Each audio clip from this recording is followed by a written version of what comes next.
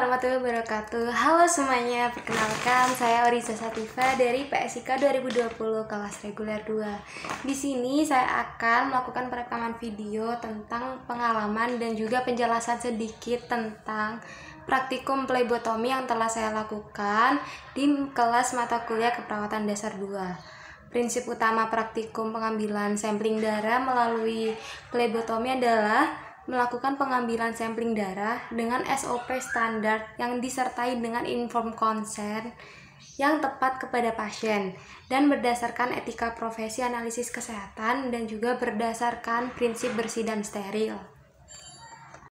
Pengalaman yang saya dapatkan selama praktikum plebotomi ini adalah saya jadi mengetahui apa itu plebotomi dan di mana saja tempat yang tepat untuk dilakukan plebotomi dan apa saja yang tidak boleh dilakukan, juga bagaimana caranya. Namun sangat disayangkan karena keadaan corona yang seperti saat ini menghalangi saya sebagai mahasiswa keperawatan untuk praktikum secara langsung.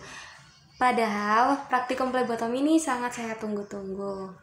Plebotomi sendiri yaitu pengambilan sampel darah yang dilakukan dengan cara memasukkan jarum pada pembuluh darah vena.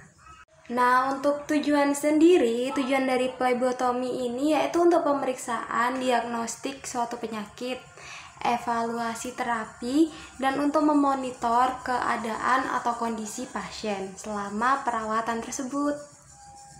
Pengambilan darah melalui plebotomi ini sendiri tentu saja harus didasari dengan informed consent atau dengan persetujuan secara sadar oleh pasien dan juga keluarga pasien. Untuk persiapan alatnya sendiri, yang pertama adalah menyiapkan sarung tangan bersih, alkohol swab tourniquet, yang mana tourniquet ini dipasang hanya boleh selama 2 menit, perlak dan alas perlak, bantalan jika diperlukan, spuit dengan ukuran yang sesuai dengan kebutuhannya nanti selama proses pelaksanaan, tabung periksa, antikoagulan jika diperlukan, label, lembar permintaan laboratorium, tabung vacuum needle dan holder jika menggunakan metode vacuum, bengkok, kasa steril, plester, gunting plester, tempat pembuangan benda tajam atau yang bisa kita sebut sharp container. Yang pertama kali dilakukan adalah persiapan pasien dengan menjelaskan tujuan, prosedur pengambilan darah vena, perkenalkan dan apa yang akan dilakukan, dan anjurkan pasien untuk bernafas dalam kegiatan prosedur dilakukan, dan identifikasi juga validasi pasien membutuhkan pengambilan darah vena. Jelaskan juga di mana tindakan akan dilakukan dan apa perasaan yang akan dirasakan saat pengambilan darah nanti. Gunanya untuk pemeriksaan laboratorium, saya akan melakukan penusukan di pembuluh darah lipat siku Bapak. Tindakan ini akan sedikit nyeri. Jika setelah tindakan ini terdapat bengkak pada daerah tempat penusukan, Bapak dapat melakukan kompres dingin terlebih dahulu. Dan apabila bengkak ini tetap berlanjut, maka Bapak bisa menghubungi saya kembali. Apakah Bapak bersedia diambil darahnya hari ini? Bersedia, dokter. Oke, kita lakukan pengambilan darah ya, Pak. Setelah itu, menyiapkan alat-alat yang diperlukan dan dekatkan kepada pasien, juga cuci tangan terlebih dahulu. Lakukan prosedur tindakan pada ruang yang tertutup dan juga menjaga privasi pasien.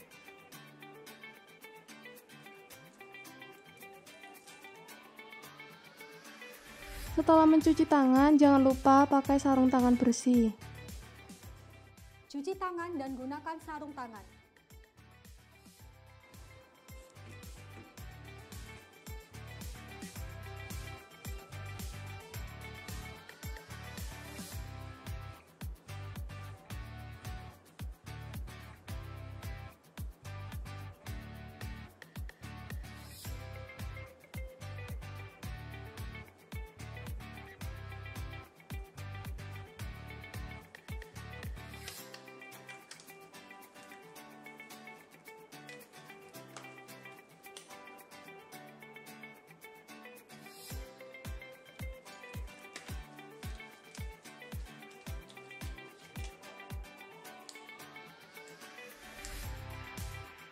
Setelah tangan bersih dan memakai sarung tangan bersih, tentukan lokasi vena yang akan ditusuk.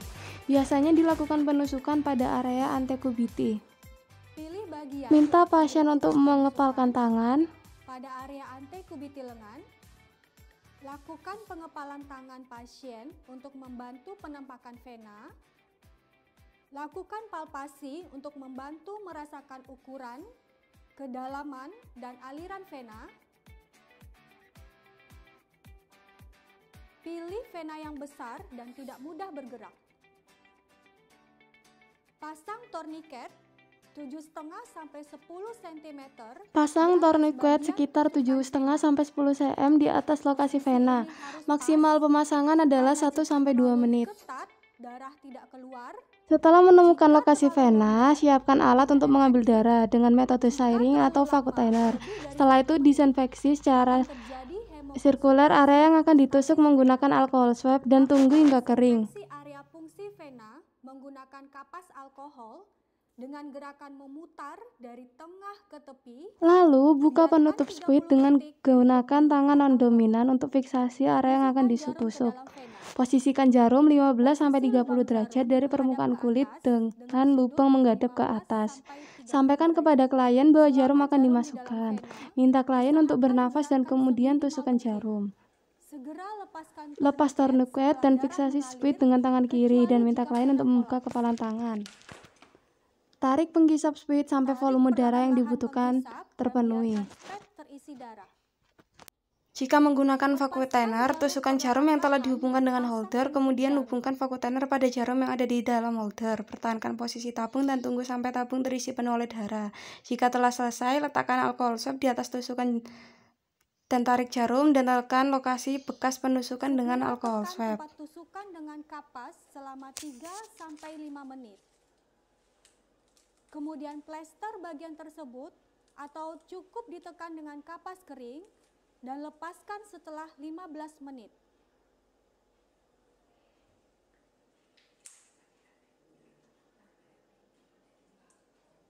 Jika tindakan telah selesai, masukkan darah dari spuit ke tabung periksa dan campurkan dengan antikoagulan jika diperlukan untuk pemeriksaan. Sampaikan kepada klien bahwa prosedur telah selesai.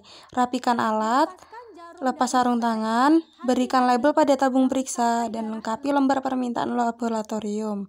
Lalu, lakukan evaluasi apakah ada pendarahan atau hematom pada lokasi tusukan dan tanda-tanda infeksi. Setelah itu, sampel segera dikirim ke lab.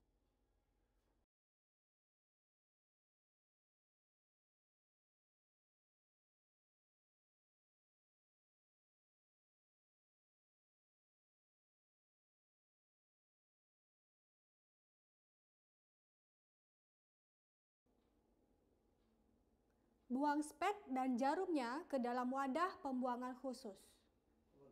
Selanjutnya, homogenkan darah.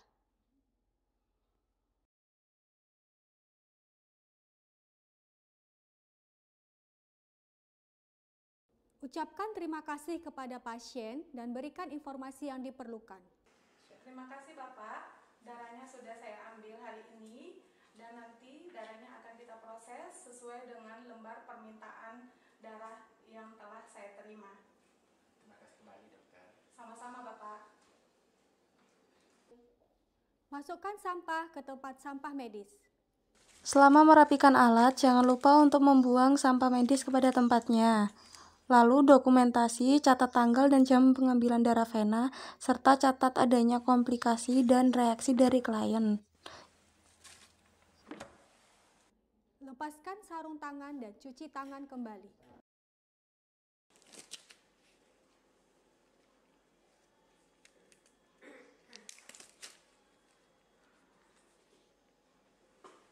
Jika sudah selesai semua, jangan lupa cuci tangan kembali menggunakan alkohol atau air yang mengalir.